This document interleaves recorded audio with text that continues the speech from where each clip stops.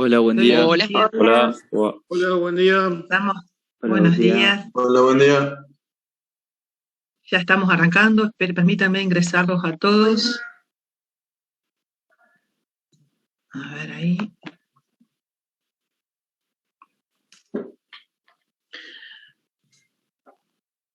Que tengo más. Bueno, vamos a comenzar a retomar la clase de lógica. Vamos a tratar de complementar en el día de hoy esta unidad de lógica. Y si fuese posible, comenzaríamos con algo de vectores, ¿sí? Yo voy a retomar desde la presentación que dejé la clase pasada.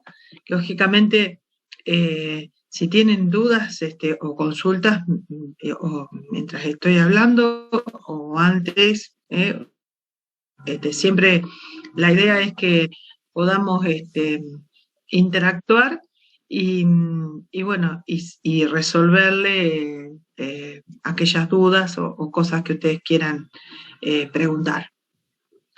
Ahí está, me falta uno más. Ahí estamos. Bueno, voy a compartir pantalla, ¿sí? Si alguien tiene alguna duda antes de comenzar, me va diciendo en particular y tratamos de verlo, ¿sí? Si no, arranco.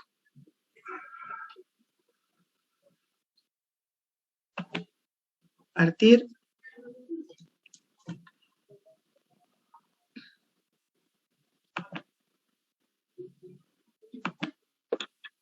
Buenos días, no dije. Buenos días. Sí, ¿cómo estás? Bien. Buenos días. Muy bien. Me alegro de verlos, aunque sea en la virtualidad. Ahí estamos.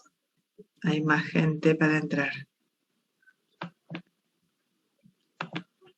Bueno, nosotros la clase anterior, no sé si ya están viendo la presentación, ¿sí? Esperen que vamos a tratar de ir, ahí está, despejando un poco todo esto. Ahí estamos. Habíamos hablado de los conectivos lógicos, ¿sí? O sea, cuando tenemos proposiciones que son proposiciones simples, estas proposiciones se van a unir, ¿sí? Se van a conectar entre ellas mediante algunas operaciones o operativos lógicos. Dentro de los que habíamos mencionado, teníamos la negación, ¿sí? La conjunción, la disyunción, la implicación y la doble implicación.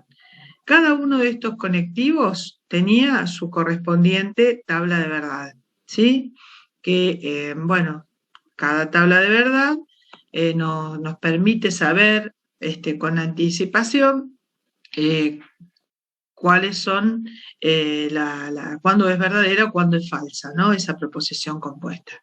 En el caso de la conjunción, para que sea verdadera, las dos proposiciones simples que la forman tienen que ser verdaderas, porque la conjunción es una operación binaria. Lo mismo ocurre en la disyunción, para que sea falsa, en este caso las dos tienen que ser falsas, en todas las otras combinaciones nos va a devolver verdadero. En el caso de la implicación, que por ahí es el caso más complejo, digamos, que se puede llegar a presentar, en el caso de la implicación, para que sea falsa, ¿sí? La primera proposición a la cual llamamos antecedente tiene que ser verdadera y la segunda proposición a la que llamamos consecuente tiene que ser falsa. En todos los demás casos, la proposición P implica Q resulta ser verdadera. En el caso de la doble implicación, ¿sí?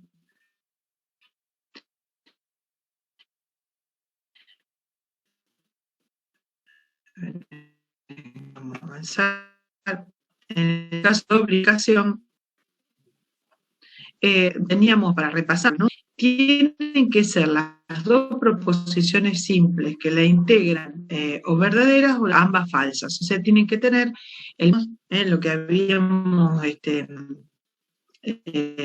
hablado lunes. Bueno, luego vimos que de las proposiciones compuestas se pueden analizar sus valores de verdad construyendo las tablas de verdad, ¿sí? Y que en algunas ocasiones, ¿sí?, teníamos tablas que nos devolvían todos valores verdaderos. Cuando eso ocurría, decía que estábamos en presencia de una tautología o de una ley lógica, ¿sí?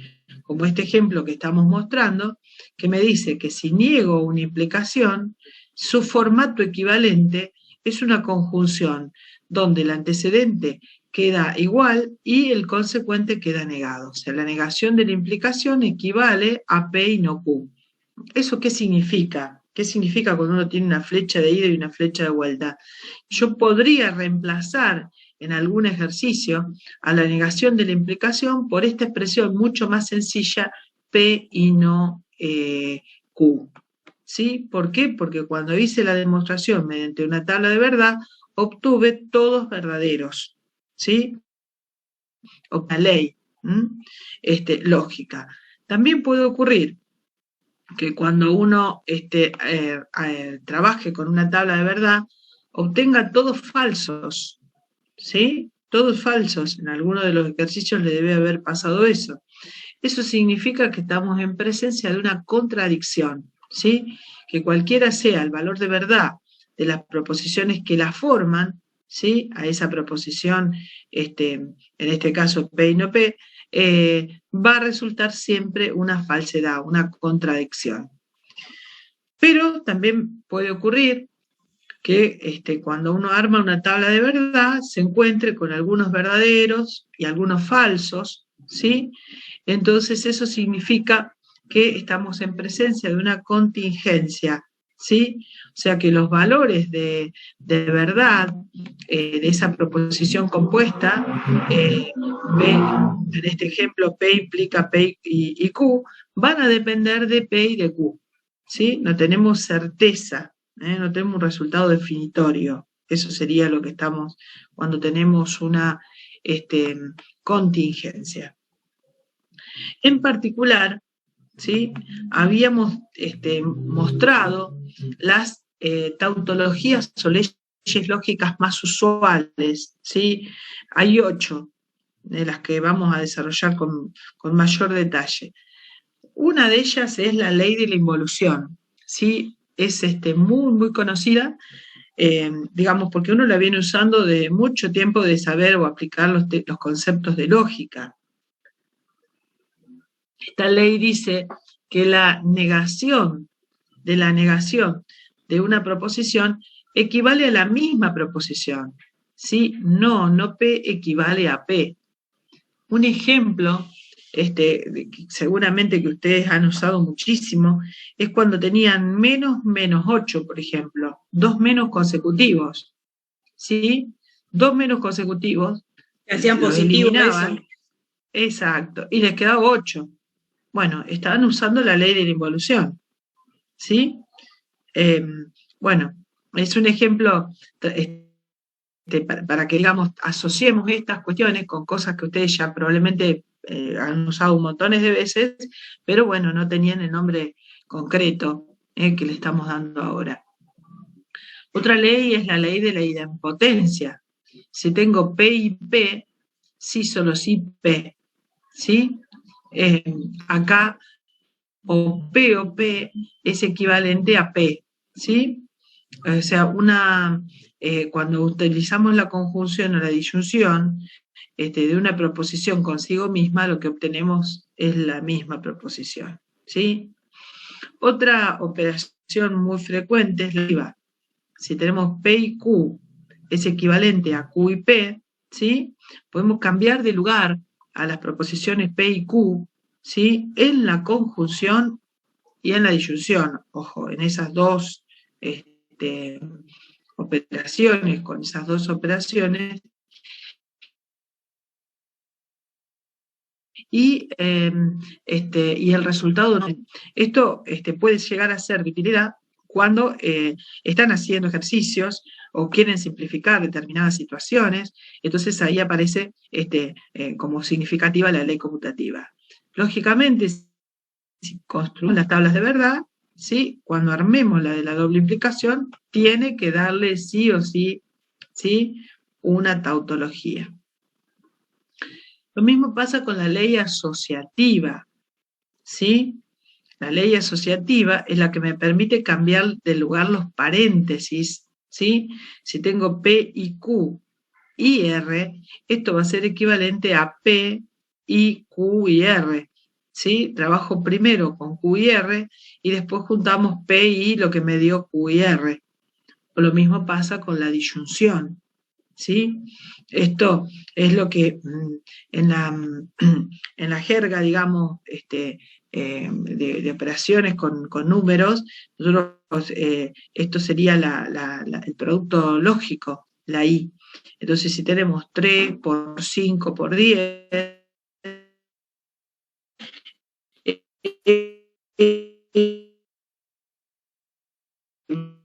va a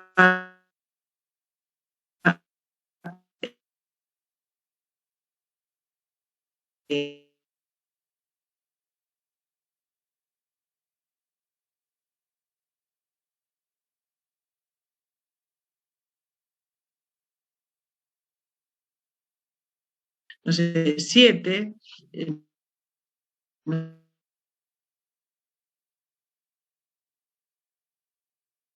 resolver 2 más 5, que podemos haber hecho 5 más 7,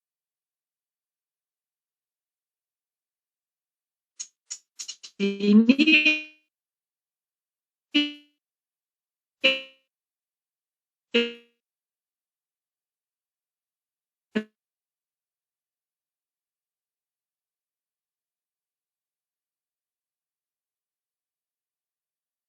8, menos 5, 2 menos consecutivos, ¿viste? Si tenía un paréntesis con un menos delante, te cambiaba el signo, entonces 2 menos por menos te queda más, te quedaba el 5. Sería eso para asociarlo con lo que vos sabías de otros años, de otra época. Claro. Gracias. De nada. Yo tengo otra duda. Sí, decime. Viste que tenemos que, cuando armamos las tablas de verdad, tratando de que nos quede una tautología, o sea, de comprobar la equivalencia, de que es lo mismo, digamos. A mí a veces me pasa, cuando resolví los ejercicios, cuando tenemos P, Q y R, a veces me lograba que todas me den verdaderas y a veces no, y decía, uy, que hice mal. Y cuando volvía, me pasaba que por ahí, no sé, ponía P y ponía verdadero, falso. Y por ahí me confundían la Q y en la R, que yo las ponía mal. No sabía cuál poner primero.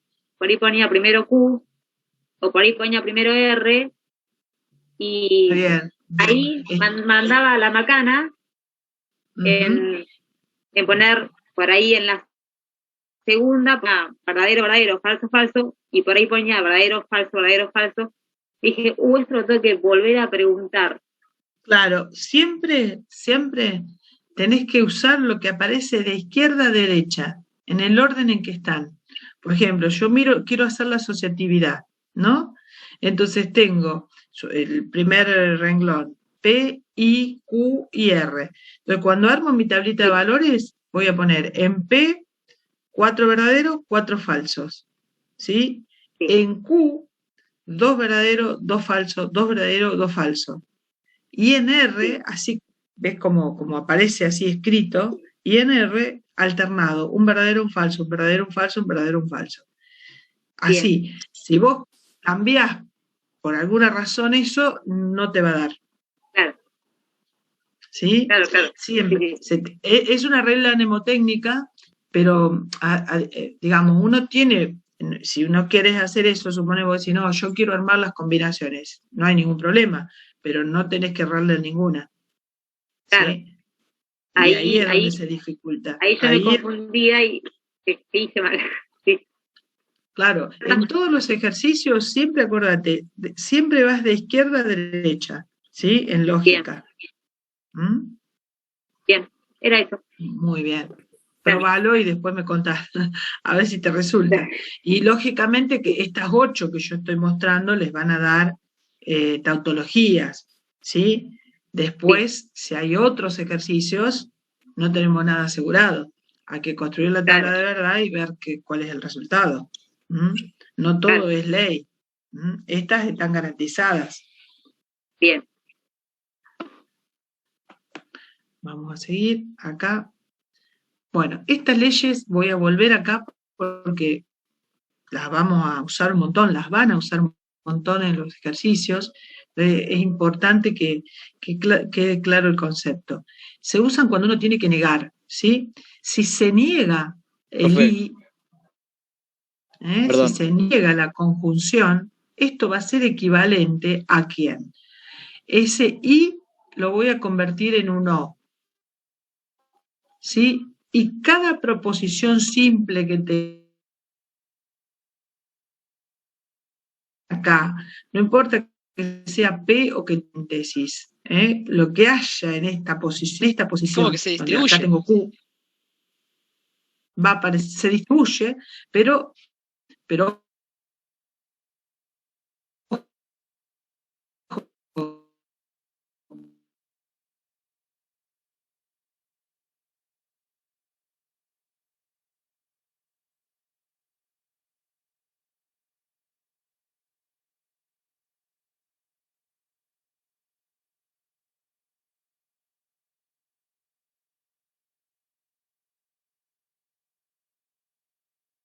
¿sí?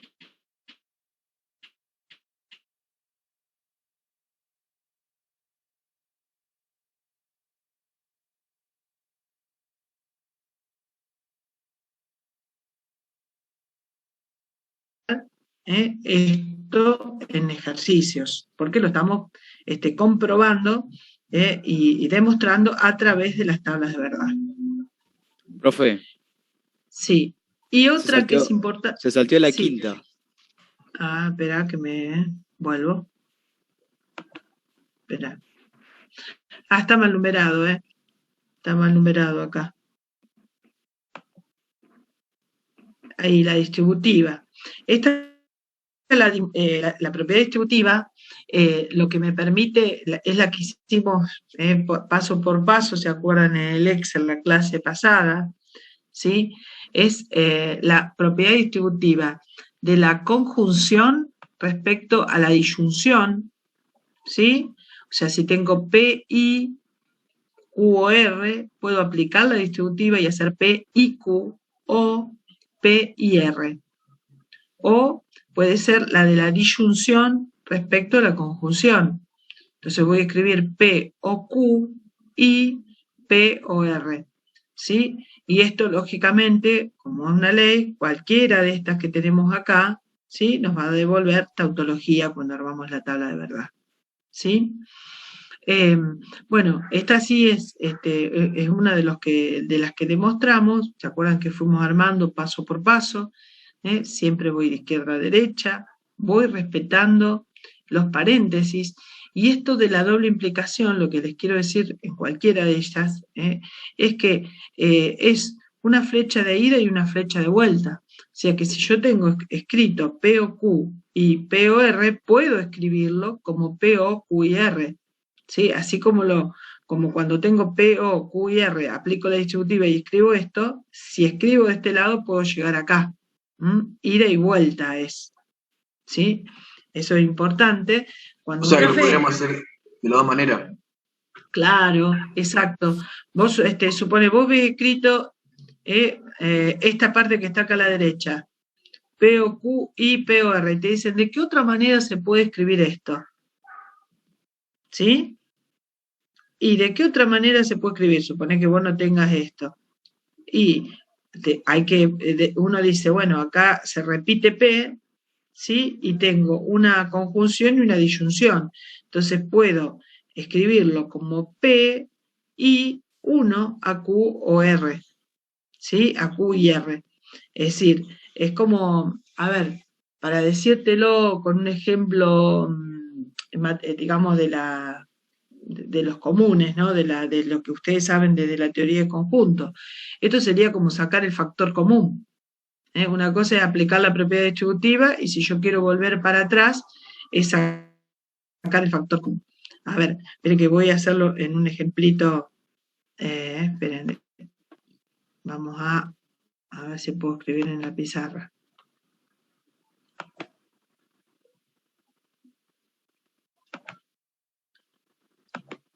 Si yo acá, por ejemplo, tenía 3 por 5 más 8, ¿sí? Nosotros acá, haciendo lo que hacíamos, mostré recién, es 3 por 5,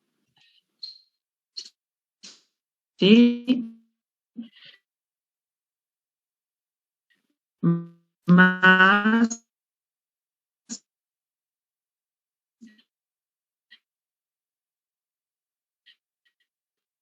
3 por 8.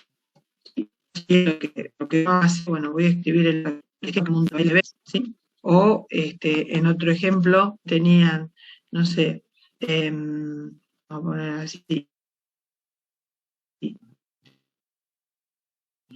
2x por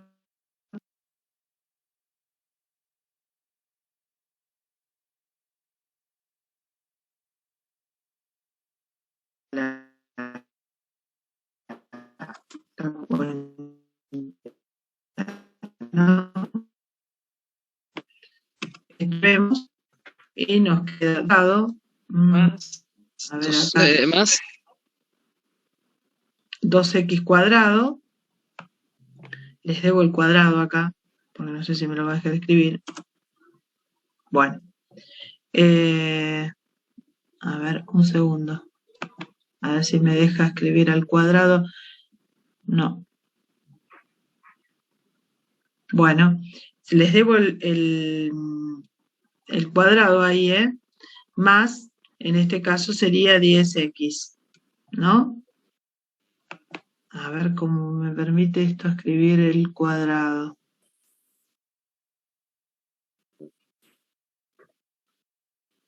Bueno. No tengo forma, pero voy a poner acá elevado al cuadrado, porque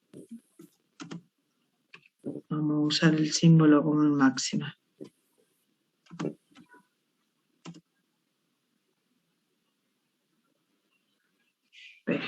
Voy a usar un Word para poder mostrar este ejemplo mejor escrito y por lo que quiero mostrar ahora.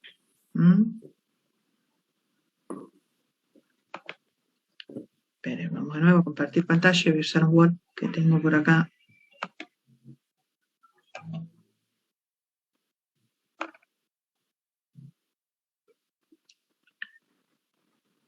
Bueno, lo que yo les decía es esto, para que nos entendamos en el sentido de cómo puedo, si teníamos 2x, ¿sí? Por ejemplo, x más 3, y uno aplica la propiedad distributiva, esto lo escribe como 2x al cuadrado más 6x. ¿Me siguen hasta ahí? Más 6x. Sí.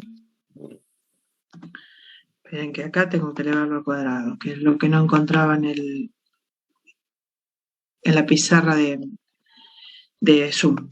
Bueno, acá apliqué esto es con propiedad distributiva. Pero puede ser que te lo den al revés, ¿sí? Puede ser que te lo den al revés.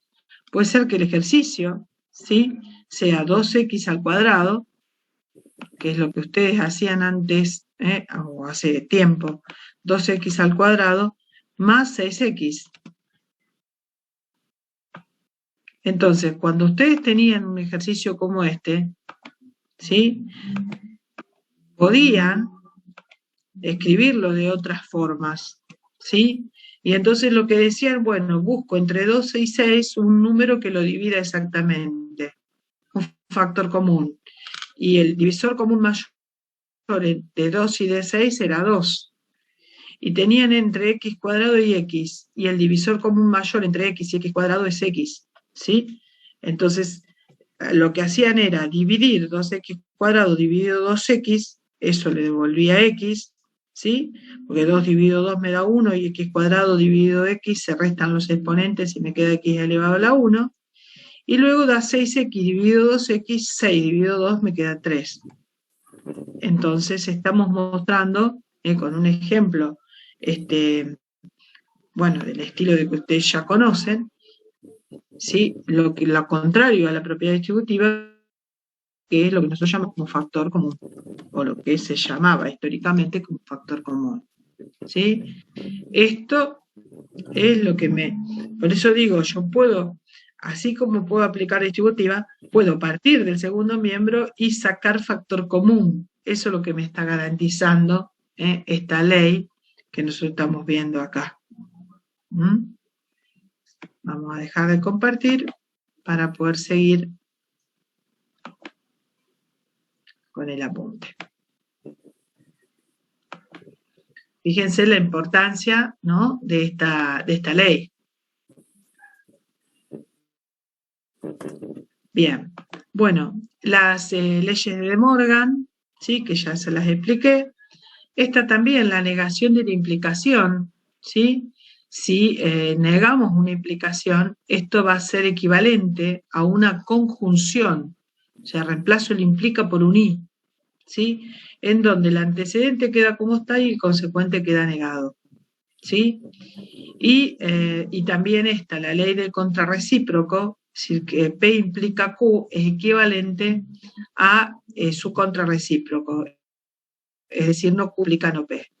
Estas dos últimas leyes son muy usadas, las van a utilizar mucho todos aquellos estudiantes de las carreras de informática que estudien matemática discreta y que estudien circuitos lógicos, ¿sí? Porque todo lo que sea circuitos, bueno, en la configuración de chips y ese tipo de cosas, no hay demasiadas posibilidades de tener otras operaciones que no sean la suma lógica y el producto lógico, o sea, el I y el O de la lógica. Entonces, por eso es la importancia, ¿sí?, de lo que se llama la simplificación, ¿sí? O sea, si uno tiene una expresión compleja, puede usar todas las leyes, alguna de estas 8 leyes, y tratar de obtener la expresión más sencilla posible. Y estas leyes, junto con el álgebra de Boole, que es una álgebra muy potente, han permitido transformar en operaciones elementales y convertir en miniaturas expresiones que si no permitirían haber desarrollado tecnológicamente todos los dispositivos como lo tenemos hoy en día, ¿sí? La aplicación me permite reducir, ¿sí? Por supuesto, tengo que apoyarme en las leyes. Por ejemplo, si yo acá niego, ¿sí?, la conjunción, tengo un paréntesis que va a estar negado y ese paréntesis, la operación más importante es la conjunción y cada una de las operaciones, de las proposiciones que aparecen ahí aparecen negadas. Entonces niego un i, niego que no P y no Q impliquen P, ¿sí? Entonces, si niego un i, si fuese a buscar qué ley me permite negar la función, lo que vimos hace un momento es la ley de De Morgan. ¿Y qué me dice De Morgan? Que ese i se va a transformar en un o y que cada una de las proposiciones va a aparecer negada. Por eso es que escribo no P o no Q, ¿sí? Entonces, hago eso porque me apoyo en la ley de De Morgan, que ya la demostré, que sé que es una tautología. Luego, observando esto, me queda la negación de la negación. Pero la negación de la negación, por la primera ley que vimos, que era la ley de la involución, me permite simplificar y escribir directamente P o Q. Entonces, una expresión compleja como esta, la reducimos a algo mucho más sencillo como es P y Q implican P. Y ahí aparece la ventaja de usar las leyes para poder simplificar. ¿Hasta acá me siguen? Profe, estoy buscando esto en la web y puede ser que no lo encuentro a este PowerPoint. Lo colgué. Ayer me fijé, estaba. Mira, lo colgué ayer. Fíjate que está al final de una lista de cosas. Aparece presentación de lógica. Profe, perdón. ¿Podría leer otra vez la ley 7 y 8, pero leerla nada más? ¿Cómo se leen los signos, por favor? Sí, espera que vuelvo. Ahí. La negación de una implicación equivale a la conjunción entre la primera proposición y la negación de la segunda. Y la ley del contrarrecíproco dice que toda implicación es equivalente a la contrarrecíproca. Es decir, a la negación del consecuente implica la negación, la negación de Q implica la negación de P. Ok, profe, ¿Se entiende la idea? Sí. Bien. Bueno, ahora vamos a ir a otro tema dentro de la unidad, ¿sí? 1, que es función o esquema proposicional. Pero para entender esto tenemos que entender o recordar el concepto de lo que es una proposición. Cuando hablamos de una proposición, hablamos de una oración de la cual tenga sentido decir que es verdadera o falsa. Si yo digo 8 es un número primo, voy a decir con claridad, no, eso es falso. Si voy a decir, hoy es martes, ¿sí? Voy a decir, no, eso es falso, claramente, ¿sí? Ahora, si, en lugar de decir, si yo digo 10 es un número par, ¿sí? También voy a decir, sí, eso es verdadero, ¿sí? Ahora, si en lugar de decir puntualmente un día de la semana, un número, y a eso asignarle una propiedad, lo digo en términos generales y digo X es un número natural par, ¿sí? En este caso, así, enunciado de esta manera, no voy a poder decir que eso sea verdadero o falso, ¿sí? Porque no sé cuánto vale X.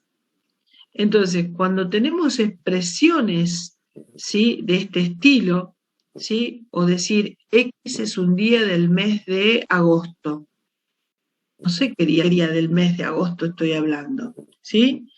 Entonces estamos en presencia no de proposiciones, sino de funciones o esquemas proposicionales, ¿sí? Porque yo no puedo asegurar con certeza si es verdadera o falsa. Ahora, si a la variable X le asigno un valor, por ejemplo, si digo, mira, la X vale 2, ¿sí? Entonces, 2 es un número natural par. Ahí sí voy a decir, bueno, eso es verdadero. Alguien dice, no, pero X vale 1. 1 es un número natural par.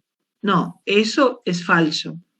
A X le asigno otro valor, no sé, 24. 24 es un número natural par. Sí, eso es verdadero. ¿Me explico? Al ejemplo que di recién, X es un día del mes de agosto, ¿sí? Yo digo, martes 31 es un día del mes de agosto del 2021, ¿no? Voy a decir, sí, eso es verdadero. ¿Se entiende? Bueno, entonces quiere decir que tenemos funciones o esquemas proposicionales, ¿sí? Y si a esas funciones o esquemas proposicionales le asignamos un valor a la variable, lo convertimos en una proposición. Pero esta estrategia no es la única, ¿sí? Hay otras maneras, ¿sí?, de convertir una función proposicional en una proposición. ¿Cuáles son esas otras maneras? Usando lo que en matemática nos llamamos cuantificadores, ¿sí? Podemos cuantificar, ¿sí?, una variable. Podemos hacerlo para todos los valores de la variable o podemos hacerlo para algunos valores de la variable. Entonces vamos a hablar de dos tipos de cuantificadores, ¿sí? Esos dos tipos de cuantificadores, ¿sí?, son el cuantificador universal y el cuantificador existencial. El cuantificador universal lo voy a usar... Profe, repetí de nuevo que se me cortó. Se me tildó. Lo que decía es que cuando vos tenés una función proposicional, ¿sí?, una función, no una proposición, vos podés convertir esa función en una proposición. ¿Cómo lo vamos a hacer? De dos maneras, ¿sí? Una es dándole un valor directo a la X, ¿sí? Y digamos que es la que estuve explicando hace un momentito. Y la otra manera es dándole o empleando un procedimiento matemático que es a través de los cuantificadores, ¿sí? Vamos a ver dos tipos de cuantificadores. Uno es el universal, que es el que estoy mostrando ahora, y el otro es el existencial. Voy a hablar del cuantificador universal, ¿sí? Ese cuantificador es para indicar que todos los elementos X, ¿sí?, de un conjunto tienen una propiedad, ¿sí? Una propiedad que va a estar expresada a través de P de X. X es par, por ejemplo. Y el símbolo es una A invertida y se dice para todo, se lee para todo, cualquiera sea, para cada. Son las distintas maneras en que yo voy a usar este simbolito. Acá lo que digo es, para todo X, ¿sí?, se cumple o se verifica la propiedad P de X. Todo X verifica la propiedad P de X. Por ejemplo, si mi función proposicional es P de X, X es un número natural par, ¿sí? Si yo adelante de esto pongo para todo X, ¿qué va a significar eso?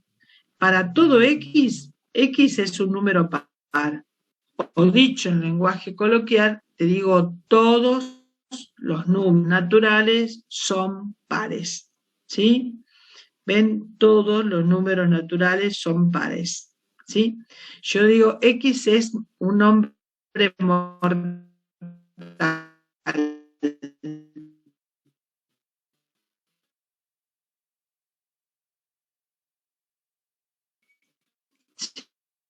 ¿Sí?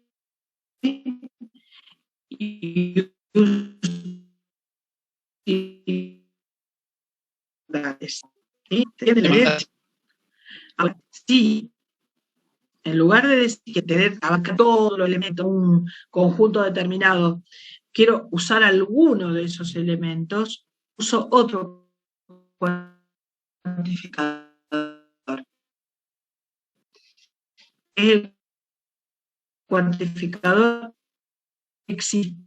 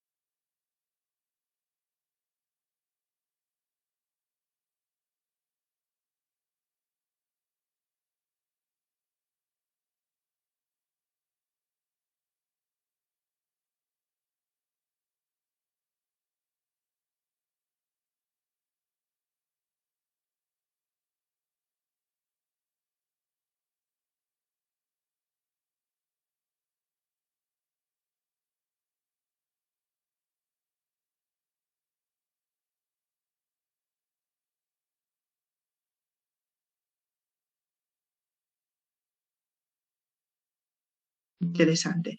Si yo niego una función proposicional que tiene un cuantificador universal, cuando niego que para todo X se cumple la propiedad P de X, ¿sí? Si niego un para todo, quiere decir que si no se cumple para todos algo, es porque hay algún valor que no cumple con esa propiedad.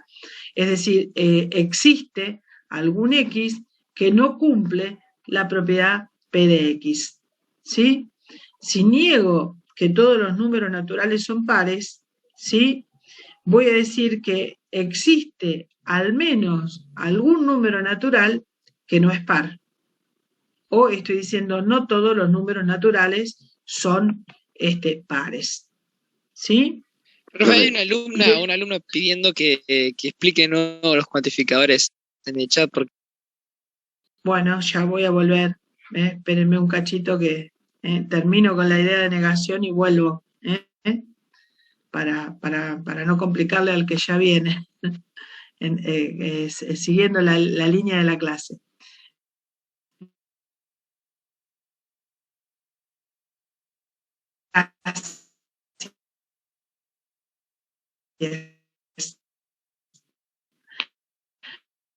¿Existe algún valor de X que cumple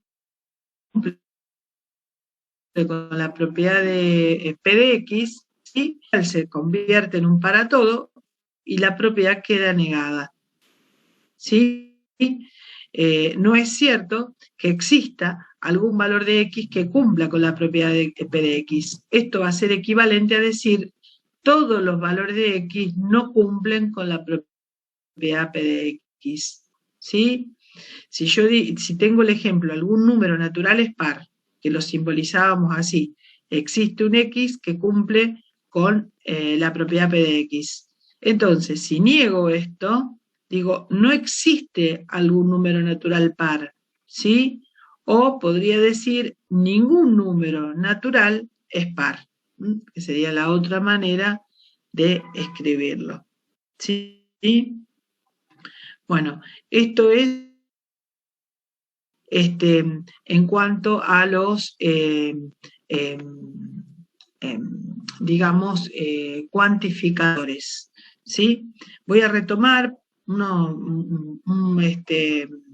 esperen que hay mucha gente que está entrando, entran y salen, no sé si se desconectan o qué es lo que pasa, pero bueno, para redondear esto, ¿sí? Y después vuelvo a repetir, no se preocupen, ¿sí? Uno se puede preguntar, bueno, pero ¿y si en lugar de tener una función proposicional simple, tengo una función proposicional compuesta, o sea, donde aparece el i, el o, el implica, bueno, una compuesta, ¿cuál es el alcance del cuantificador? ¿Sí? ¿Cómo estoy seguro de que ese cuantificador alcance a toda a la proposición? ¿Sí? Bueno, acá tengo que prestar mucha atención, ¿sí? Porque el cuantificador solamente cuantifica, ¿sí? a el esquema que está más ubicado al lado del mismo, ¿sí? Por ejemplo, si yo acá tengo para todo X se cumple P de X y Q de X, sin paréntesis, ¿sí? Este cuantificador solamente me afecta a P de X, ¿sí? Pero no alcanza a cuantificar a Q de X, porque el i, en este caso, funciona como si estuviésemos separando en términos. Entonces, ¿qué quiere decir si tengo una expresión de este estilo? Que no estoy en presencia de una proposición, ¿sí? No puedo decir verdadero o falso, ¿sí? Estoy en presencia de una función proposicional, porque Q de X queda sin cuantificar.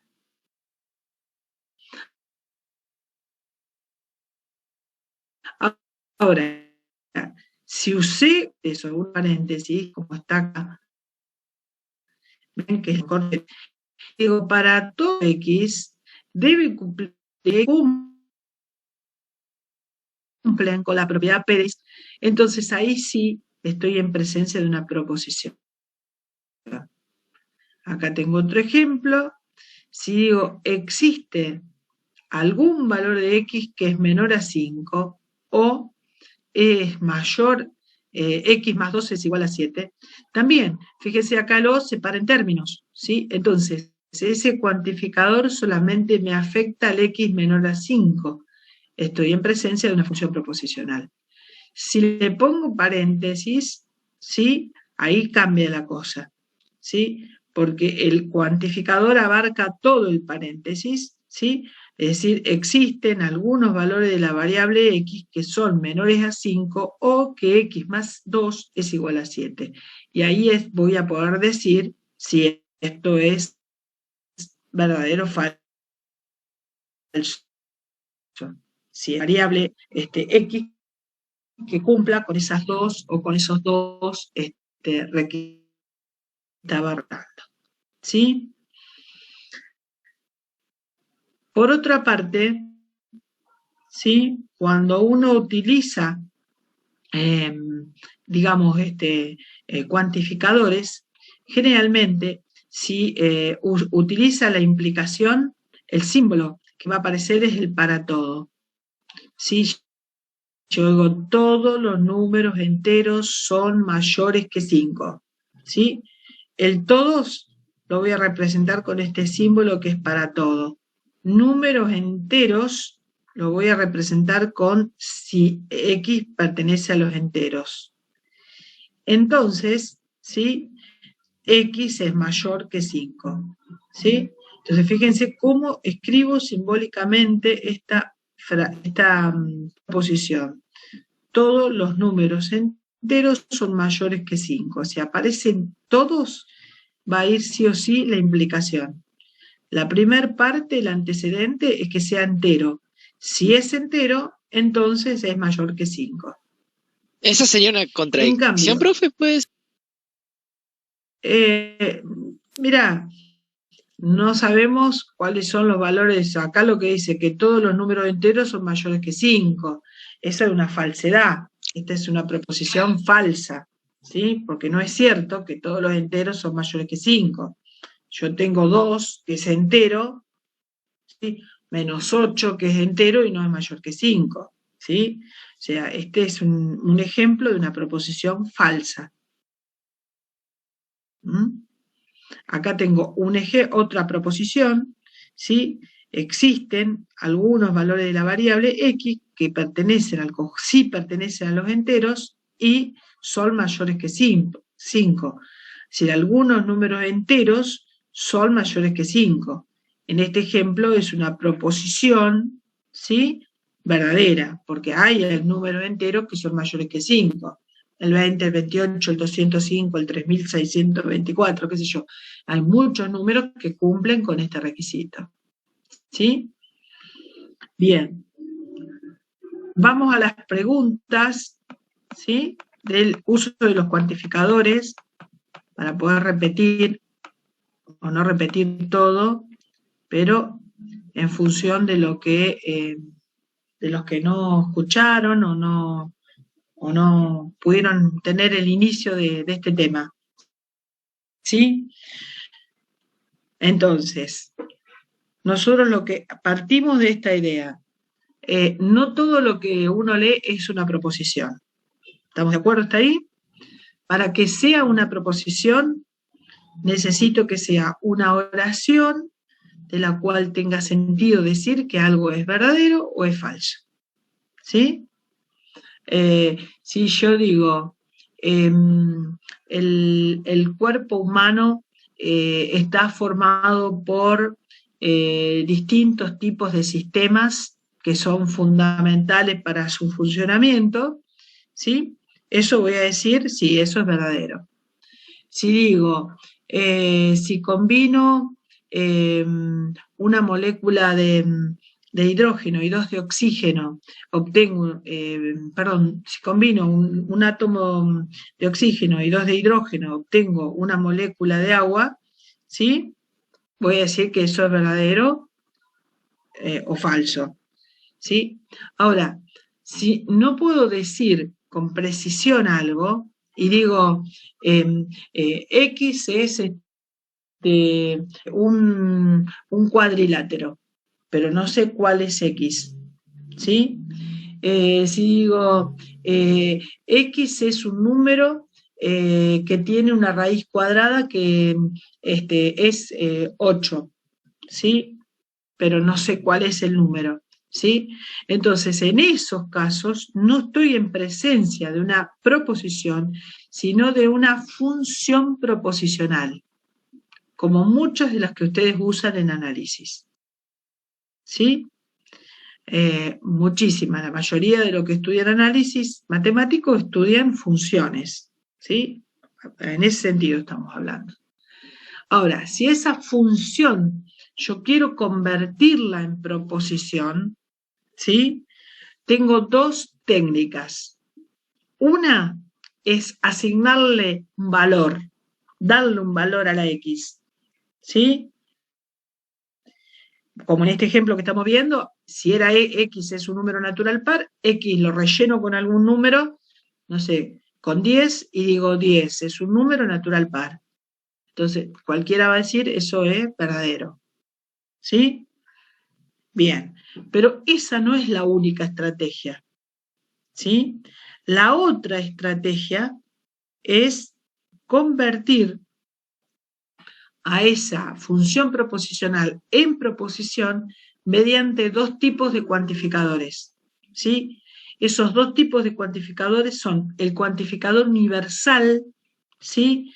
Que es a todos los valores de la variable X le asigno una propiedad, ¿sí? Por ejemplo, si yo tengo X es mortal, si yo le agrego el para todo X es mortal, estoy diciendo todos los hombres son mortales, ¿sí? Y eso voy a decir, sí, es verdadero. Si yo tengo X es un número natural par y le agrego el para todo, voy a decir todos los números naturales son pares. Y te digo, no, eso es falso.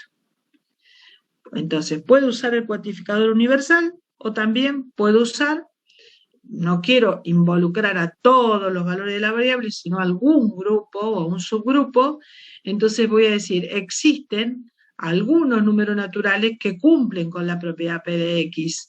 Es decir, existen algunos números naturales que son pares, ¿sí? O existe al menos un número natural que es par, o algún número natural es par. Y eso voy a decir, sí, eso es verdadero.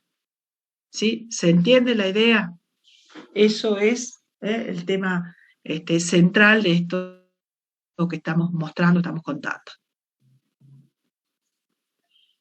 Bien. Voy a retomar, ¿sí? Y mostrar con un ejemplo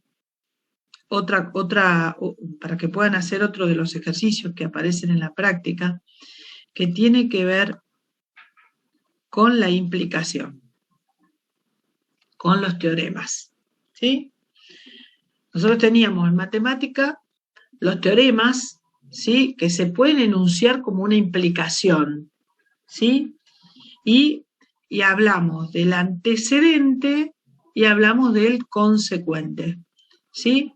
El antecedente, digamos la P, y el consecuente es el Q.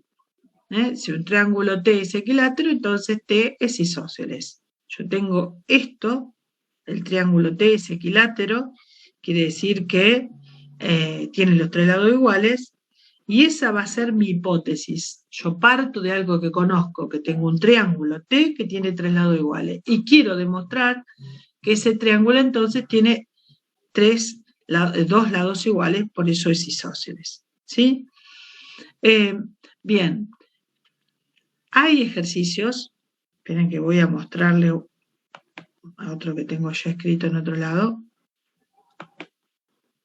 Vamos al Word.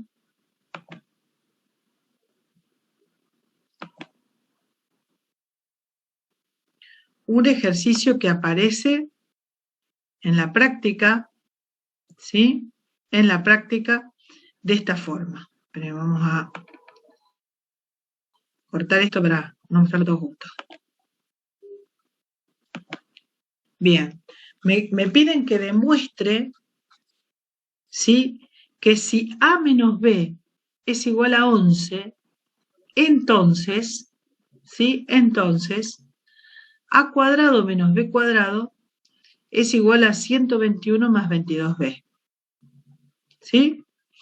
¿Cómo hago una demostración de ese estilo en matemática? Tengo que demostrar una implicación, ¿sí? Tengo que demostrar que la diferencia entre estos números es 11, y si la diferencia es 11, entonces se cumple esta propiedad, ¿sí? Bueno, el primer miembro, ¿sí? Lo que está delante de la implicación, ¿sí? Se llama hipótesis, ¿sí? Y lo que está después de la implicación, que acá yo lo pinté con verdecito, se llama tesis, ¿sí? Si yo quiero hacer una demostración de una implicación, quiero demostrar esto,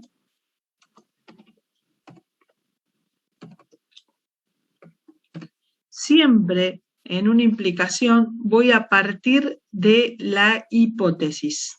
O sea, voy a partir de lo que tengo escrito ahí con rojo, ¿sí?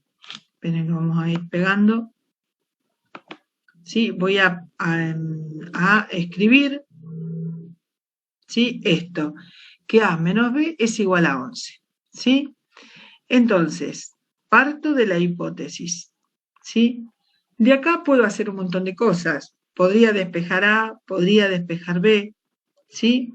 Yo acá elegí despejar A, ¿sí? ¿Cómo despejo A? Y B está restando, lo paso sumando.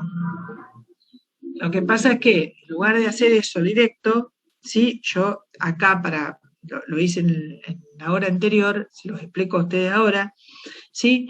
Lo que hago es matemáticamente sumar a ambos miembros la B, ¿sí? Porque me apoyo en una ley que es la ley de monotonía, o las leyes de monotonía. Esas leyes, ¿sí? Lo que dicen es que si a ambos miembros de una igualdad se le suma o se le resta un mismo número, la igualdad no se altera, ¿sí? Eso es lo que justifica por qué yo puedo hacer pasaje de término. Bien, entonces hice pasaje de término basándome en la ley de monotonía. Entonces llegué a esto, que A vale 11 más B. Mirando esto que tengo acá, veo que me aparece un cuadrado. Entonces utilizo otro artilugio matemático, ¿sí? Y como a ambos miembros de la igualdad lo elevo al cuadrado, ¿sí? Eso fue lo que hice. Ambos miembros tengo, ustedes saben que si tengo un igual, tengo primer miembro de la igualdad, segundo miembro de la igualdad. Entonces ambos miembros, ¿sí? Lo elevo al cuadrado. Bien, pero ojo, A cuadrado no pasa nada, pero acá tengo 11 más B al cuadrado. O sea, tengo el cuadrado de un binomio, ¿sí? Tengo que desarrollar, ¿sí? El cuadrado de ese binomio, ¿sí? Y entonces, lo que hago es el cuadrado del primero, ¿sí? Más el doble producto del primero por el segundo, más el cuadrado del segundo. ¿Sí? Desarrollé el cuadrado de un binomio y tengo este trinomio cuadrado perfecto. ¿Sí? No puedo hacer la distributiva, guarda con eso, no puedo hacer 11 al cuadrado más b al cuadrado. No, tengo que desarrollar o hago aparte 11 más b por 11 más b o aplico la regla del cuadrado de un binomio. Bien, y ahora lo que hago, como fíjense, lo que necesito es que me quede esta expresión, este b cuadrado, ¿sí? Que está sumando lo paso restando, ¿sí? Y cuando hago eso, ¿sí? Cuando hago eso, entonces me quedó, ¿sí? Que a cuadrado menos b cuadrado es igual a 11 cuadrado más 22b, que era lo que yo quería probar. Probé la tesis, ¿sí? Partí de la hipótesis y llegué a la tesis, ¿sí? Estos son ejercicios o demostraciones que tienen ustedes para hacer en la práctica, ¿sí? En donde, ya insisto con la idea, se parte de la hipótesis, ¿sí? se aplican operaciones elementales, ¿sí? Y se llega a la tesis. ¿Se entiende la idea? ¿Alguna consulta? Sí, sí. Sí, se entiende. Perfecto. Sí. Bueno, con esto nosotros estaríamos terminando, ¿sí? Digamos, la unidad de lógica, ¿sí? Profe. Este es el último. Sí. Profe, estoy Decime. teniendo problemas para generar el QR. ¿Sí? Para a la A tarde mí me tengo pasa que lo ir. mismo. A mí ¿Por también. qué? Sí, ¿Qué es este? No genera el QR, no. Aparece un texto, pero no Dice genera el QR. que no hay actividad hoy.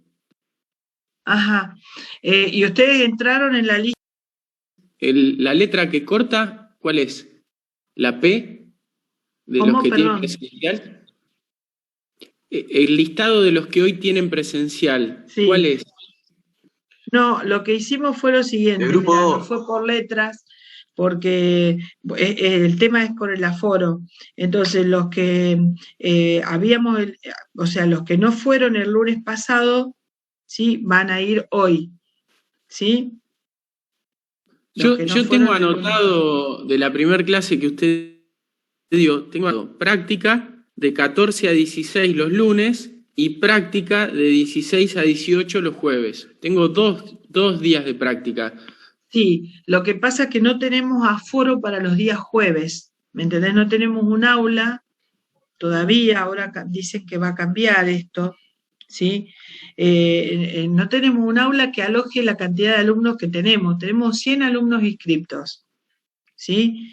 Y nos están dando un aula solo los lunes, el único aula que tenemos es los lunes que tiene capacidad para 50, tiene foro para 50. Entonces, ¿qué decidimos hacer? ¿Sí? Que mantenemos la clase presencial de los lunes, ¿sí? Y vamos rotando los grupos, ¿sí? Un grupo va el lunes, ¿sí? Y el siguiente lunes va otro grupo. Y los jueves mantenemos la clase virtual para todos. Profe, yo no puedo asistir hoy en forma presencial, ¿puedo conectarme el jueves virtual? El jueves virtual. Sí, los jueves se pueden conectar todos virtual, pero tengan en cuenta que se toma asistencia, ¿sí? Porque la UNOVA quiere que sea presencial, ¿sí? Lo que no pudimos hacer hasta ahora es que el jueves nos dieran un aula que aloje otros 50 alumnos, ¿sí?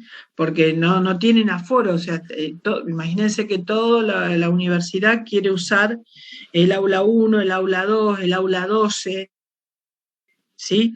Que son las que tienen digamos, capacidad para mayor cantidad de alumnos posibles.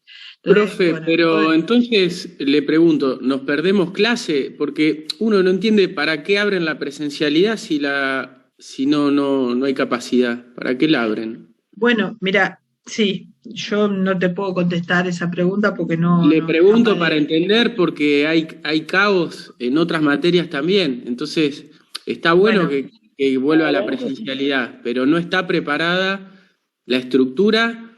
La última clase de álgebra había compañeros en el pasillo.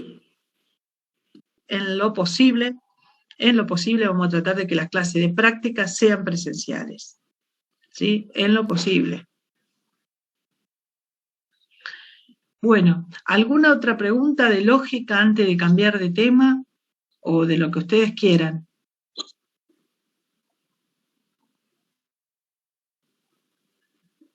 Yo le quería decir, no sé si se me escucha bien el micrófono. Sí, Sofía, sí.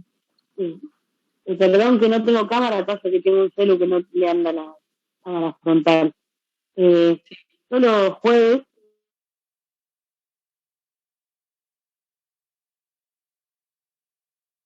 Voy a conectarme a la clase virtual, pero bueno, joven, no puedo estar hasta por ahí que me retiro la... No hay, mira, en eso no importa, yo les quiero contar esto también. Este Zoom que tiene la UNOVA, que es un Zoom que ellos han contratado, horario asignado, ¿sí? y en ese horario lo podemos usar. O sea, es el mismo Zoom que compartimos muchos profesores, pero cada uno con un horario determinado, ¿sí? Lo que hace es, toma la asistencia. O sea, cuando ustedes se conectan, ¿sí? Queda un registro de en qué horario entraron y en qué horario se retiraron, ¿sí? Entonces eso nos permite, digamos, cuando yo cierro la reunión, me bajo el reporte de los que se conectaron. Perfecto, claro, mi pregunta era por eso. Así que en ese sentido no hay problema. Gracias. Y ejercicios hay que hacer, hay que terminar. ¿Cómo? En la clase anterior de teoría nos habías dicho que hagamos del 1 al 7. Hoy hay que terminar. Claro, de acuerdo al cronograma, sí, de acuerdo al cronograma pueden terminar, sí, toda la unidad de, digamos, de lógica, sí, yo con lo que acabo de explicar terminé el tema lógica, y voy a adelantar un poquito de vectores, sí, de vectores lo que les aconsejo es ir leyendo, es la unidad más dura. Perdón, disculpen. ¿Qué apago esto?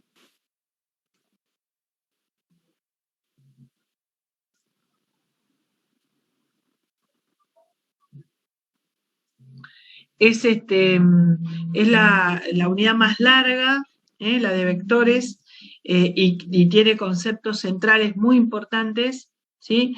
Les recomiendo que lo lean, ¿sí? Varias veces. Perdón, disculpen.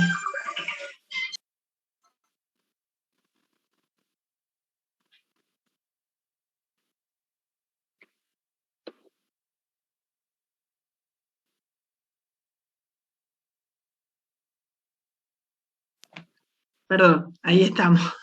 Pero bueno, hay mucha gente que llama. Y es un tema, es central, así como lógica les da la idea y nos permite, como ustedes ven, las herramientas para poder usar la simbología, para poder entender la notación, ¿sí? Para poder ver cómo a veces muchas de las cosas que estudia la lógica son fundamento de muchas cosas que uno viene haciendo y por ahí de una manera mecánica y nunca se puso a pensar, bueno, este era el origen de este o cual tema.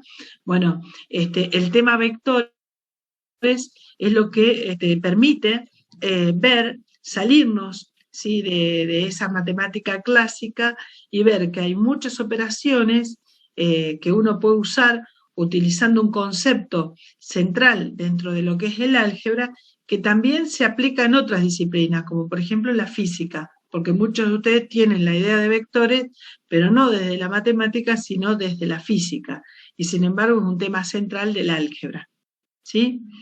Bueno, voy a mostrar un poquito de vectores, ¿sí? Prometo no extenderme, lo vamos a retomar la próxima clase, si Dios quiere. Bueno, comenzamos con el concepto de lo que es un vector, ¿sí? Un vector es un segmento orientado, o sea, tiene un sentido, una flechita, ¿sí? Que va desde un punto que es origen a otro punto que es extremo, y que lo anotamos como vector AB, ¿sí? Entonces, ese vector, ¿sí? Tiene una dirección que es la de la recta a la cual pertenece ese vector. En este caso la dirección es oblicua, ¿sí? O también puede ser la de cualquier otra recta que sea paralela a ella. Tiene un sentido, ¿sí? Que es la flecha, ¿sí? Porque esa flecha me dice, ¿sí? Que el origen de este vector es A y que el extremo es B, y que voy hacia arriba en este caso. La dirección es oblicua y el sentido es hacia arriba, si estuviésemos haciendo una analogía con lo que ustedes estudian en física. Un vector tiene un módulo, o sea, tiene una longitud, y que lo voy a representar con la barrita, el módulo del vector AB, ¿sí? El módulo, Profe, como es una perdón longitud... que le corte. Sí. Decime. ¿Hola? Una preguntita. ¿Cuál sería el título de este tema de lo que vamos a hablar? Vectores. Sí, vectores. Fíjate que lo tenés en el cronograma Listo. como vectores. ¿Mm? Gracias. Les decía... Profe, ¿cuál de todos los PDF es el que está abierto ahí? Probablemente no esté todavía visible este. Ahora cuando termino la clase lo activo. Ah, ¿sí? ok. Y acuérdense que por ahí no van a ver lo mismo escrito con esta letra, con estos colores, y como yo lo estoy mostrando, ¿sí? Ustedes van a ver digamos, el cuadernillo, o el módulo del cuadernillo que es oficial, digamos. Yo después lo voy a subir como un material de lectura complementaria, así como la presentación que subí de lógica, ¿sí? Así voy a subir ¿sí? Les digo, dicen lo mismo, el contenido es el mismo, pero está tuneado, para poder presentarlo así, visualmente, un poco más estéticamente, digamos. Pues el otro tiene una letrita más chiquitita, parece que más feo, para mi gusto. Bueno, entonces les decía, un vector tiene dirección, sentido y módulo. El módulo de un vector es un número, ¿sí? Porque es una longitud, ¿sí? Y va a ser un número que va a ser un número positivo o va a ser 0 si tiene módulo 0, ¿sí? Hay algunos vectores, ¿sí? Que reciben nombres especiales, que son los vectores unitarios o versores, ¿sí? Y el vector nulo, que es el vector que tiene módulo 0. ¿Por qué? Porque el origen y el extremo del vector coinciden. Y se anota así, 0, ¿sí? Con una flechita arriba. Esa es la notación del vector nulo. También hay vectores que se llaman equipolentes, ¿sí? Los vectores son equipolentes cuando tienen el mismo módulo, la misma dirección y el mismo sentido. ¿Ven? Como tenemos acá varios vectores, ¿sí? Nada más que pertenecen a distintas rectas de acción, ¿sí? Que son paralelas entre sí. Son vectores paralelos, ¿sí? Pero tienen, fíjense que todos tienen la dirección oblicua, todos apuntan hacia arriba, y la longitud de ellos son todas la misma. Hablamos de vector libre, ¿sí? Cuando uno tiene un conjunto de vectores equipolentes, como ese que yo estaba mostrando, todos estos vectores van a tener un representante. Ese representante recibe el nombre de vector libre. Profe, perdón, ¿sí? ¿puedo ir un segundo a equipolente de vuelta? Sí, cómo no. Ahí estamos. ¿Sí? Tienen igual módulo, igual dirección e igual sentido. ¿Sí? Gracias. Muy bien. Todos esos grupos de vectores equipolentes tienen un representante, ¿sí? A esos representantes los llamamos vectores libres.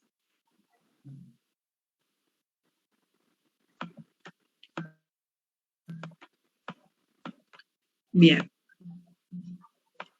Vectores compuestos, ¿sí? La palabra lo dice.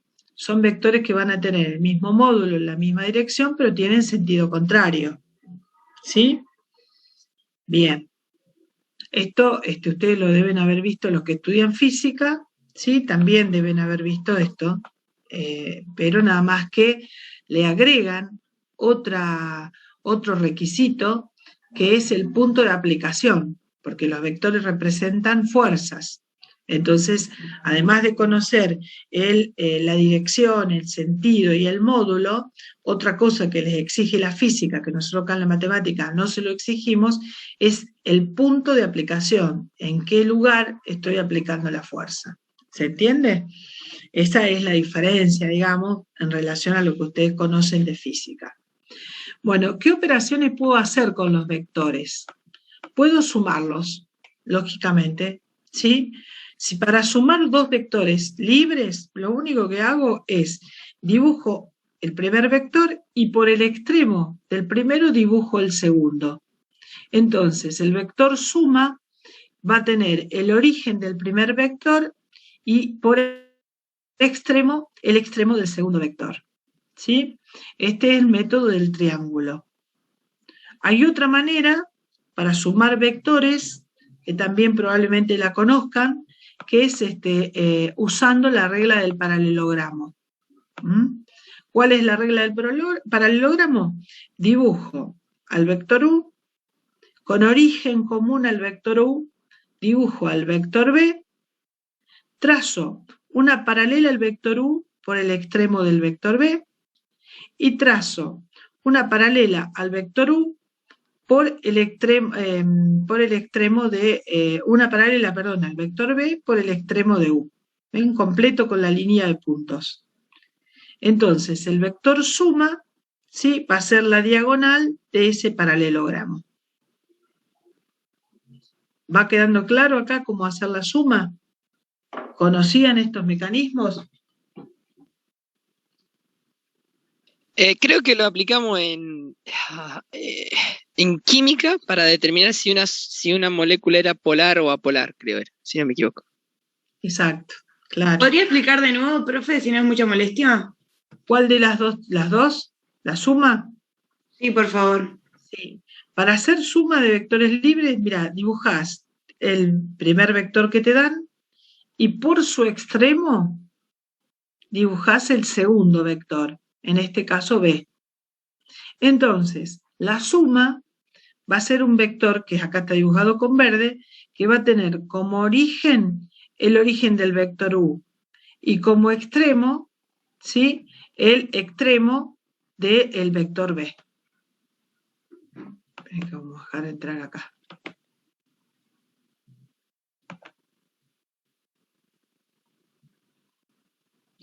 Bien. O bien, ¿sí?, si no lo querés hacer así, podés usar la regla del paralelogramo. ¿En qué consiste? En que los dibujás con origen común, ¿sí?, a los dos vectores. O sea, dibujo el vector U y con el mismo origen dibujo el vector B. Una vez que los dibujé con origen común, trazo una paralela al vector U, ¿sí?, por extremo del vector B, y una paralela al vector B por el extremo del vector U. Entonces completás el cuadrilátero, que es el paralelogramo en este caso. Entonces la suma va a tener origen en el origen común que tenían U y B, y el extremo va a ser donde se unieron las prolongaciones, ¿sí?, de las paralelas que tracé a los vectores U y B. O sea, la diagonal sería de este paralelogramo. Bueno, la suma de vectores cumple con una serie de propiedades. Sí. Decía sí. Cuya.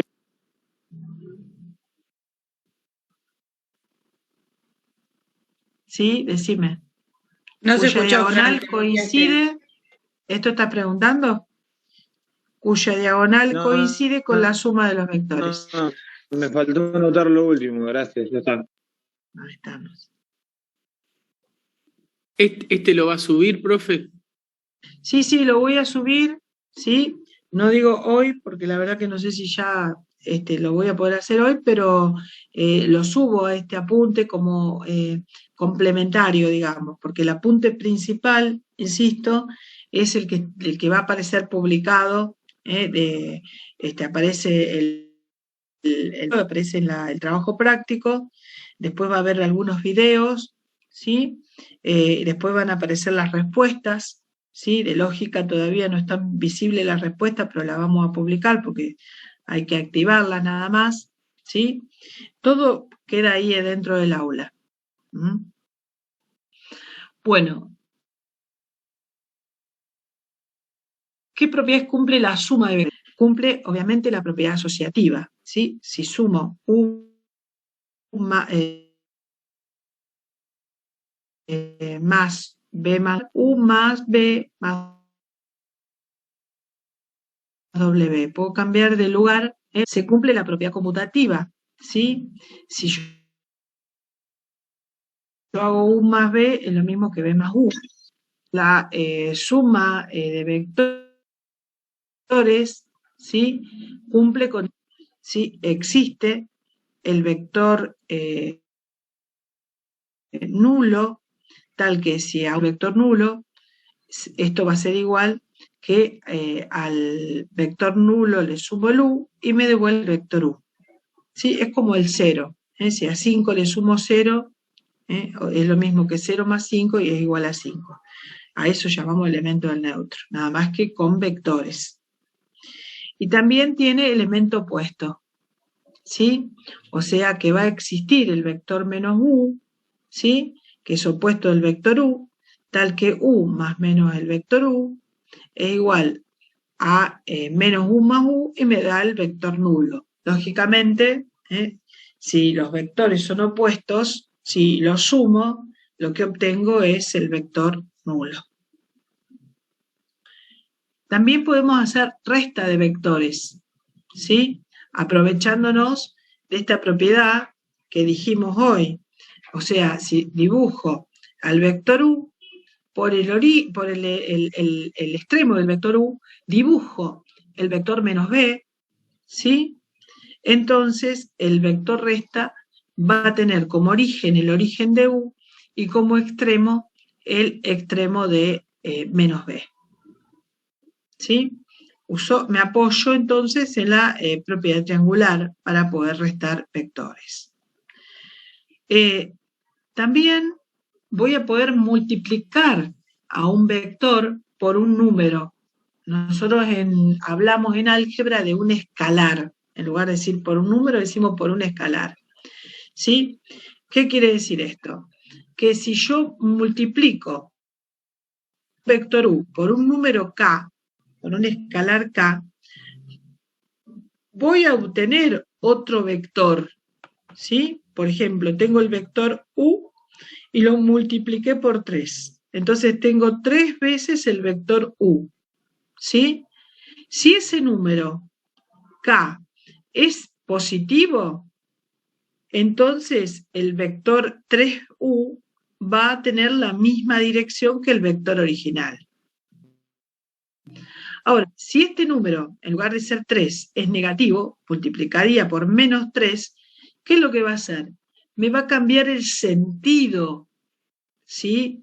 Del vector U, ¿sí? Y va a tener sentido contrario al vector U, ¿sí? Va a ser K veces el vector U, pero con sentido contrario. El producto de un vector por un escalar también cumple con una serie de propiedades, ¿sí? Una de ellas es la propiedad asociativa de escalares. Es decir, si a un vector K lo multiplico por K' y por U, puedo multiplicar primero los escalares y después el resultado multiplicarlo por U. Por ejemplo, si quiero hacer el doble del triple de U, hago 2 por 3, 6 veces el vector U. También se cumple la propiedad distributiva con respecto a la suma de vectores. Si hago K por U más B, puedo hacer K por U más K por B. ¿Sí? Y se cumple la distributiva de la suma de escalares por un vector. O sea, si tengo dos escalares que se están sumando y los multiplico por un vector, puedo hacer ese escalar K por U más el escalar K' por el vector U. Y también tengo, ¿sí?, elemento neutro. Elemento neutro es 1. 1 por un vector U me devuelve el vector U. ¿Sí? Bien. Un vector lo puedo representar, ¿sí?, en un sistema de ejes cartesianos. En un sistema donde la primer componente va a ser, la voy a representar sobre el eje horizontal, va a ser el eje X, y la segunda componente la voy a representar vertical, o sea, en el eje Y. ¿Sí?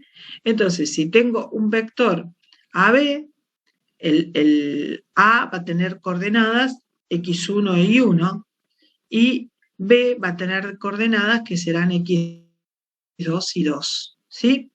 Si yo quiero que este vector tenga origen en el centro de coordenadas, ¿sí?, lo que voy a hacer es una resta, ¿sí?, entre las coordenadas del vector original. O sea, voy a hacer X2 menos X1 e Y2 menos Y1. Y entonces voy a obtener un vector que es equipolente al lado, ¿sí?, pero con origen en el centro de coordenadas, ¿sí? O sea, me va a quedar de esta forma. El origen va a estar en el centro de coordenadas, ¿sí? Por ejemplo, vamos a ponerlo con números, ¿sí? Si A vale coordenadas 4, 3 y B vale coordenadas 4, 9, ¿sí? Entonces, yo resto origen menos extremo, voy a hacer 9 menos 4, me va a dar 5, 7 menos 3, me va a dar 4, entonces el equipolente va a ser el vector 5, 4. ¿Sí? Bueno, voy a dejar acá, no quiero seguir explicando, porque lo que aparece es cómo trabajar, esto da un poco más de trabajo, me va a llevar más tiempo explicarlo, cómo represento a un vector en el espacio, ¿sí? En el espacio. Entonces ahí ya no vamos a hablar de los ejes X e Y, ¿sí?, sino que vamos a tener que hablar de los ejes X, Y y Z, ¿sí? Vamos a hablar de 3 ejes, ¿sí?, en el espacio, ¿sí? El eje X, Y y Z, ¿sí? Esto me va a permitir tener una representación dimensional, ¿sí? Pero bueno, yo esto lo voy a explicar la próxima clase con GeoGebra, ¿sí?, que hace unos dibujos fantásticos y unas representaciones que son mucho más ilustrativas que ver esta imagen que yo hoy estoy mostrando acá en el plano, ¿sí? Así como cada punto en el plano, o para ubicar un punto en el plano necesito de 2 coordenadas, para representar un punto en el espacio necesito 3 coordenadas, ¿sí? Porque voy a tener 3 ejes, el eje X, Y y Z, ¿sí? Esos ejes son perpendiculares entre sí, ¿sí? Son ejes perpendiculares entre sí, y uno para dibujarlo, porque lo que hace, estamos tratando de algo que está en el espacio, pasarlo al plano. Entonces dibujamos el eje X como salido de la hoja, ¿sí? Como salido de la hoja, ¿sí? Pero en realidad el eje X, el eje Y y el eje Z son perpendiculares, ¿sí? Bueno, vamos a dejar acá, ¿sí? Y la próxima clase seguimos con la representación de puntos en el espacio, ¿sí? Profesora, el trabajo práctico de la unidad 1, sí. ¿Ese hay que subirlo a la web? ¿Hay que entregar algo o no? No. Lo que sí, vamos a publicar los resultados y ustedes pueden corroborar, ¿sí? Se pueden autocorregir, y entonces en las clases de teoría o en la clase de práctica pueden, si algún ejercicio no les dio, pueden ver por qué no les dio. Y también pueden preguntarlo en el foro, vieron que hay un foro de consulta habilitado para lógica, ¿sí? Cuando tienen un ejercicio que no les da, pueden dejarlo escrito en el foro de lógica y ahí también se les puede responder. O lo contestamos, digamos, siempre vamos a tratar de darle una respuesta. Bueno, Gracias. profe. Bueno, chicos, por hoy esto es todo. Les agradezco que se hayan conectado.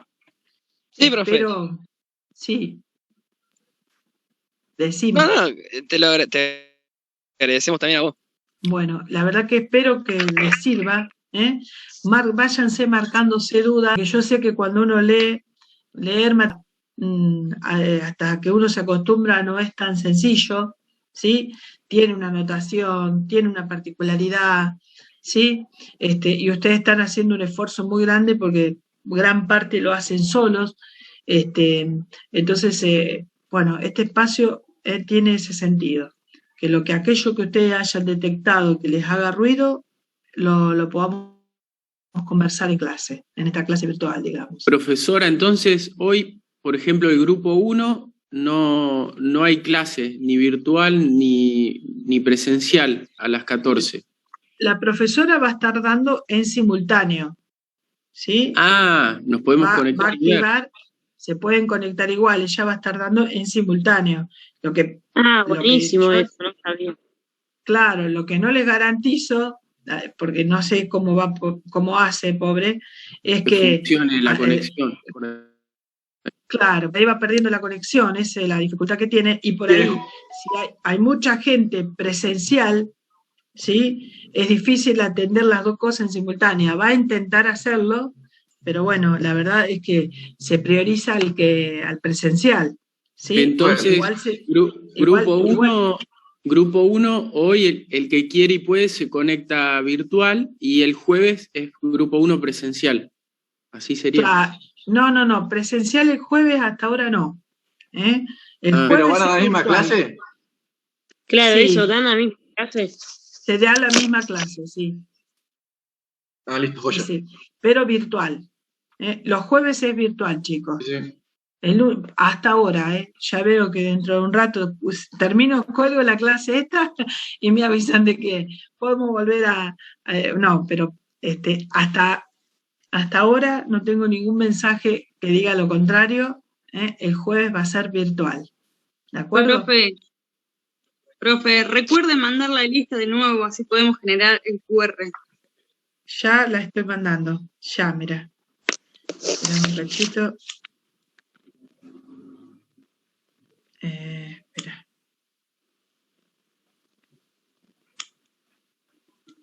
Hola Silvana, buen día. Me dicen los chicos que no están en la lista, más que no están en la lista, que no ha llegado esa lista para poder ellos generar el código QR en la sede de Pergamino.